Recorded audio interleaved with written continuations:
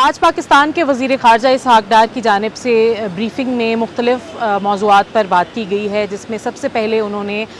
جو Benjamin Nitin Yahoo کی جانب سے گریٹر اسرائیل کا بیان دیا گیا تھا اس کو ایک مرتبہ پھر مسترد کیا ہے اور یہ کہا ہے کہ فلسطین کا دارالحکومت القدس الشریف ہی ہوگا۔ اس کے علاوہ انہوں نے یہ اعلان بھی کیا کہ پاکستان اور برطانیہ کے درمیان PIE کی فلائٹس کا دوبارہ سے آغاز کیا جا رہا ہے اور یہ آغاز سپٹمبر کے اوائل میں ہوگا، ارلی سپٹمبر میں ہوگا۔ ساتھ ساتھ انہوں نے یہ بتایا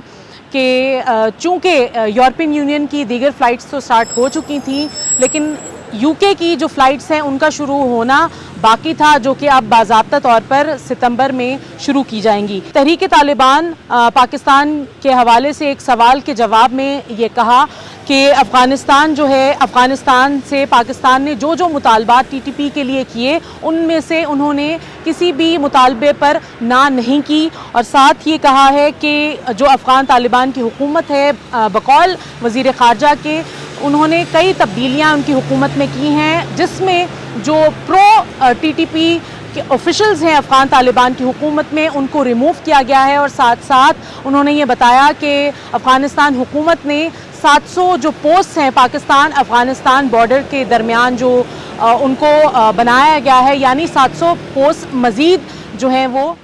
وزیر خارجہ نے انڈیا اور پاکستان کے مابین تعلقات پر کہا ہے کہ اگر انڈیا بات کرنا چاہتا ہے تو یہ بات ضرور ہوگی اور یہ ایک کمپوزٹ ڈائیلاگ ہوگا، لیکن یہ مذاکرات یا بات صرف دہشت گردی پر نہیں ہوں گے، یہ تمام مذاکرات میوچل رسپیکٹ پر ہوں گے، اور